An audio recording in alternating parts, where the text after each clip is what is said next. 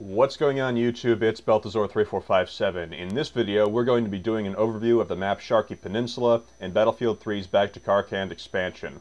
For those unfamiliar, Sharqi Peninsula was a map from Battlefield 2 that is being returned to Battlefield 3, along with a host of other maps. If you've watched my map overview for Strike at Karkand, you're familiar with this concept already. I wanted to finish the Back to Karkand map overview series earlier, but I was a little busy in the hospital trying to not die, so now I'm out dealing with recovery. Let's talk about Sharqi Peninsula. Oh, and I recorded this in Battlefield 2 because Battlefield 3 doesn't let you view the full map, and there's nothing different about this map anyway, so yeah. First off, what do you need to know about the 64-player version? It's a conquest assault map just like Strike at Karkand. What's that mean? The attacking team has a constant bleed-out effect with their death tickets that lasts until they capture a flag. This bleed is put on hold so long as the attacking team holds one of the defender's bases. Second, the attacking team has more death tickets at the start than the defending team. That's right, Rush players, defenders have less death tickets than attackers. Next, air power. This is not a ground-only map. Each team has one helicopter gunship. So let's talk about attacking. If you're spawning on the attacking team for the first time, you'll notice that the attacking team starts with control of 3 non-capturable bases. The top 2 bases are ground vehicle spawn locations. The bottom base also spawns a couple of ground vehicles, but it's better known for its spawn of boats and the helicopter gunship. Note that all the defending team bases are capturable, and there's quite a few to attack, so as an attacker, you have a lot of options for where you'd like to go. It's fairly unusual for the defending team to hold the entire perimeter of the city.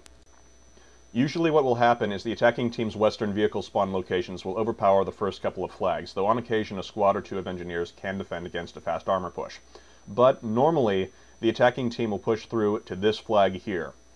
Because of the terrain in this area, it's fairly common for a tug-of-war to take place between these 2 flags.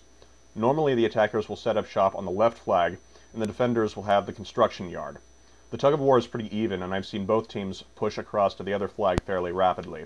Should the defending team control both points, it places them in a position to lock down most of the points in the city, since these are the central nodes and allow easy access to all the surrounding bases. As such, it's very useful for the attackers to control at least one of these 2 flags. Now, this is still assuming that the attacking team's push from the west is the most successful. Keep in mind, at the start of the match, the attacking team begins its push from the west and from the south, so you have to choose which attack group to go with. While the attack group from the west is pushing into the city, the group from the south usually tries to land with boats or roll in from the south with ground vehicles. Sharqi Peninsula was always one of my favorite maps because it had a greater reliance on individual bases and territory control. So yes, choosing which direction to attack the city from at the start of the game can, and likely will, be very important to how the game plays out for the attacking team. Apart from the helicopter spawning at the bottom base, the most important feature of the bottom base is the boats. So far, what I've seen is a lot of people jump into the boats and drive them right across the water to the beach. This is probably due to a lack of education of what you can do with the boats, as landing on the beach exposes you to easy picking from any defenders who may spawn at the southernmost node in anticipation of an attack from the south. Bad landing point? Good landing point. What you can do is you can take the boats up along the coastline. You can get up to the defending team main base by going up the cliffs, or you can take the scenic route all the way around and land a squad on the northern side of the peninsula, which also has a path to take up to the defending team main base. The defending team main base is usually at its most vulnerable at the very start of a match, where most of the attackers are assumed to be far away, despite boats and the helicopter each being able to deliver a squad very close. Usually, anyone who would be there defending the node will either be sitting on the roof sniping or waiting for the helicopter to respawn, since there's a 60-40 chance that whoever got in it first took it off and immediately crashed into the ocean. Since the only thing you can do while you wait up there is snipe, most of the defenders will be people with sniper rifles and G18 pistols, and will be on the roof very far away from the actual capture point.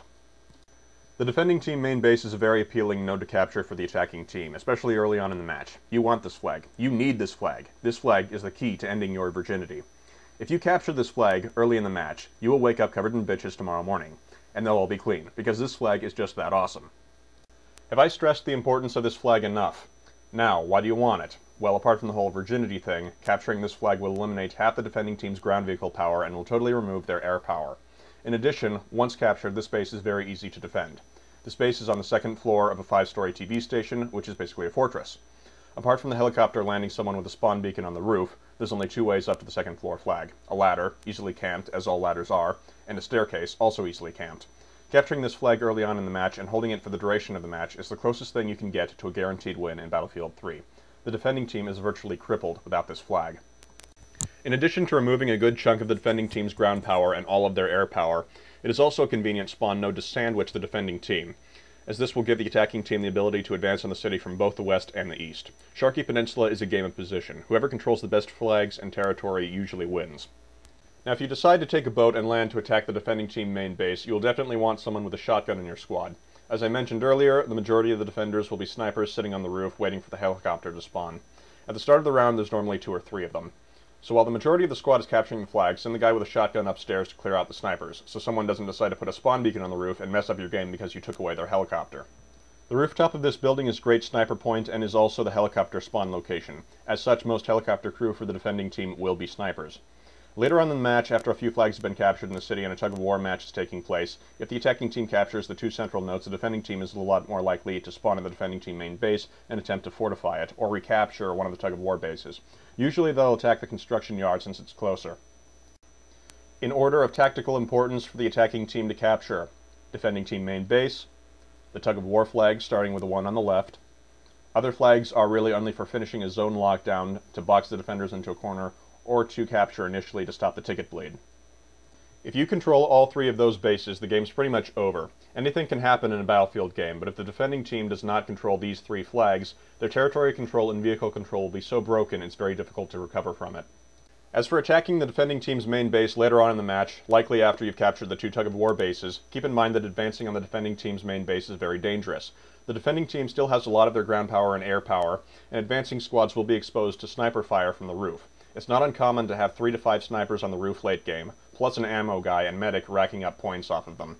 The best way to attack the defending team main base at this point is to have your team's helicopter clear out the roof and land someone with a spawn beacon on top of it. If a squad manages to get inside the building, they can capture it, but will require 3 people to guard each of the access points.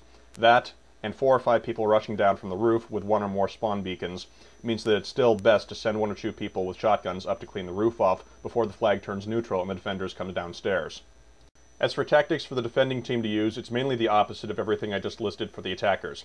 You want to defend your main base the most, and it's the most vulnerable early on in the game if an infantry squad sneak attacks. Snipers spawning at the southernmost flag can spot boats in the water, however, and alert your team to a potential attack on the main base early on.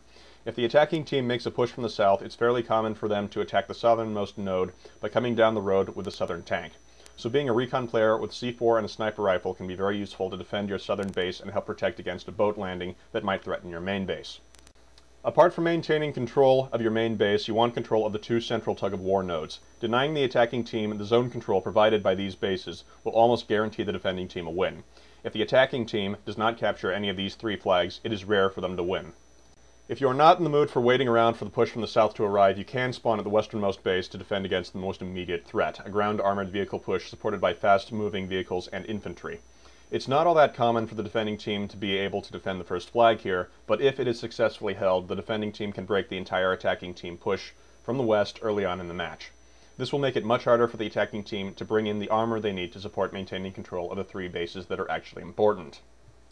If you feel up to the challenge and have a squad of buddies, you can spawn at the westernmost base to attempt to break the vehicle advance. Mines on the road are very useful, especially if any fast-moving vehicles attempt to zoom through to rush one of the important flags. What will often happen if the defending team has mined the vehicle entrance points is the attacking team will stop their vehicles short and attempt to use their tank guns to hammer down and suppress the defending team positions, while the infantry move ahead to clear out the mines and the engineers who placed them. Do not underestimate the danger of concentrated tank fire. If you get into an engagement of several engineers with rockets versus armor 50 yards away, make sure you are not standing right in front of something a tank shell can hit and kill you with. This is the reason not everyone likes to try defending this base. A lot of people die to tank fire because they stand in front of solid objects that a tank shell can hit, and the defending team can lose a flag and a lot of death tickets early on that way. However, it is still possible and the rewards are great. This has been my strategy guide map overview for the Sharqi Peninsula map from the Back to Karkand expansion pack for Battlefield 3. I hope you enjoyed watching the video. Later, YouTube.